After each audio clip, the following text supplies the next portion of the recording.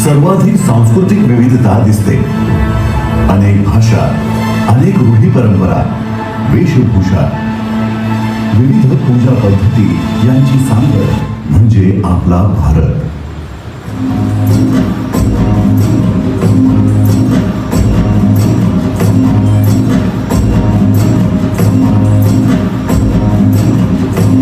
या गौरवशाली भारताचा एक अविभाज्य घटक म्हणजे आपला आदिवासी समाज.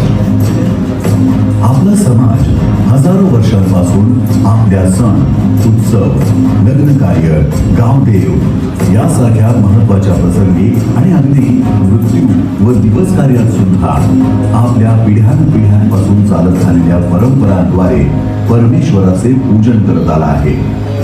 परंतु आज या कला, रूढी, परंपरा आधुनिकतेच्या आणि पाश्चात्य संस्कृतीच्या प्रभावामुळे लुप्त होत चालल्या. दांडकांची होती, जागरण करत होतो, जागरणाची होती आणि हे तर आपलं होतंच.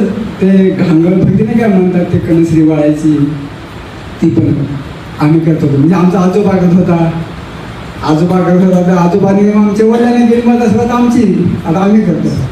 पेजवर किंवा आपल्या पालघरमधले बरेचसे जे क्रिएटर्स आहेत जे मागच्या वर्षी भगवान बिरसा कला संगमच्या स्पर्धेमध्ये सहभागी होते, त्यांचा अनुभव आणि त्यांच्या पेजवर आपण बघितलं असेल की भगवान बिरसा कला संगम एक मंच आपल्या आदिवासी क्रिएटर्ससाठी वेळ काढून आज इथे आपल्या कार्यक्रमाला उपस्थित झाले. आकाश दादा आहेत, त्यांचं सुद्धा शेड्यूल खूप बिझी चाललं आहे, पण ते सुद्धा वेळात वेळ काढून आपल्या कार्यक्रमाला उपस्थित झाले. त्यांच्या मनापासून धन्यवाद. कला संगमची संपूर्ण टीम ज्यांनी माझ्या मंचावरती माझी आज ओळख झालेली आहे आणि त्या टीमने सुद्धा इथे येऊन आणि आपल्या क्रिएटर्सला चांगलं मार्गदर्शन दिलं, त्यांच्या मागच्याबद्दल चांगलं समजून सांगितलं आणि माहिती दिली, त्याबद्दल कला संगमच्या पण संपूर्ण टीमचा मी मनापासून धन्यवाद मानतो.